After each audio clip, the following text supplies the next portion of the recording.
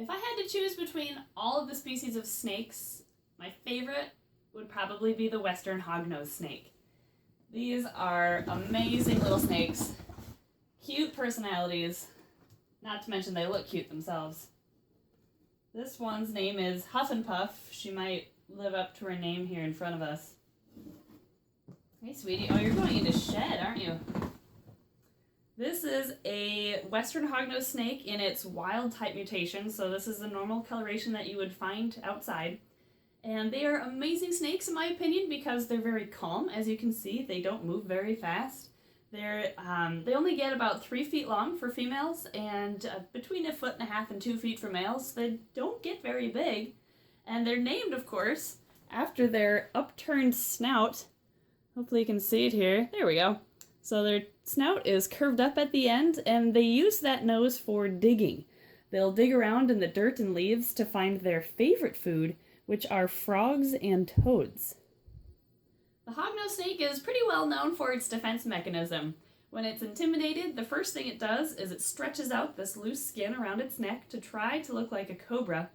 And if that doesn't scare away the predator, then the hognose snake will roll over onto its back, open up its mouth, and stick out its tongue and play dead. They will sometimes even defecate on themselves or bleed from their mouths by popping a blood vessel, and they put on a very elaborate death display, and they do anything they can to convince that predator not to eat them anymore. Now, if you have a hognose snake that's playing dead in front of you, you can flip it so it's right side up, and they will go immediately back onto their backs to assure you that they're dead. I have a couple hognoses who are pretty good at hooding up. Let's see if we can find one to do this. This is an albino Western hognose snake. And he has a bit of an attitude, so let's see if we can find the hood. Oh, there's a bluff strike. Hognoses strike with their mouth closed for the most part, so they don't actually bite you. Hey, what are you doing? Let's see this hood. He's kind of got a hood, but I know a snake who can do a better hood. So I know she'll hood up for us, because she's in shed and a bit on edge. There, that's a pretty good one. She's hissing too. You're so scary. Yeah, so scary. Now I shouldn't say they're trying to actually impersonate a cobra, because what they're really trying to do is just look as big as possible. They'll even flatten out their bodies a bit too. But right now we're just getting a hood around her neck. One more. There it is. Now here in the Minnesota area we have 2 different kinds of hognose snakes. The Western, which you saw earlier, and we also have the Eastern. Now you might think, Eastern, Western, they're pretty much the same thing, but there are big differences between the two. I'm going to show you the visual differences. This is another Western. I'm just taking one out that's the same size as my Eastern. And here is the Eastern.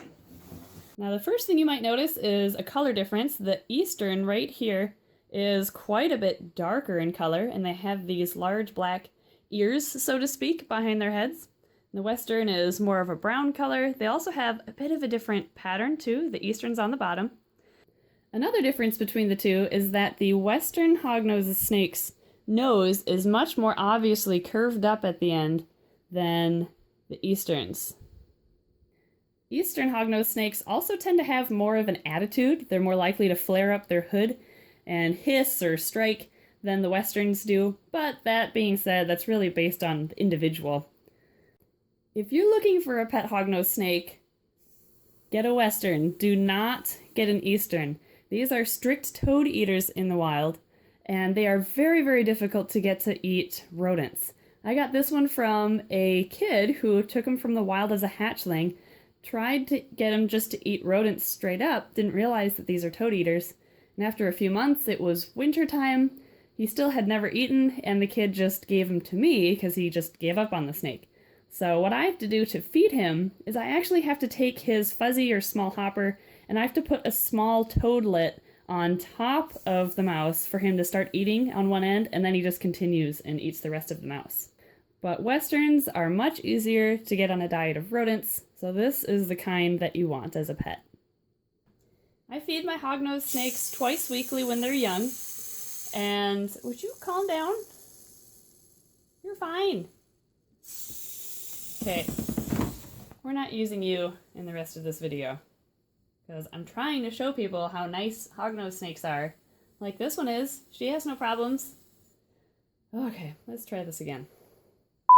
I feed my hognose snakes twice a week when they're young. They just eat small pinkies right when they hatch, or small pinky heads. And when they get older, I bump them down to once a week unless they're in breeding mode. Like right now, I'm feeding them twice a week again just to get their weight back up after brumation, so they'll be ready for breeding in a few weeks. You can house a male hognose snake in a 10-gallon tank since they stay so much smaller than the females. And females you can house in a 20 long comfortably. So they don't take up much space, so if you have limitations to how much space you can dedicate to your pet snake, that's another reason why a hognose is a great option. Recently I've been experimenting with the different beddings that I use for hognose snakes.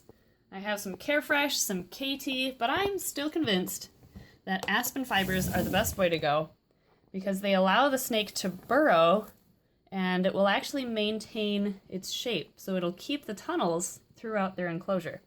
So that was just a taste as to all the hognose snakes I have. I actually have 13 of these amazing creatures, so I'll have to show you all of them in a separate video, but for now we'll just stop it there, and we'll see you next time. Okay, who keeps hissing at me? Oh, it's you. You have the biggest attitude out of all of my hognose snakes, but you're so pretty, I can't get mad.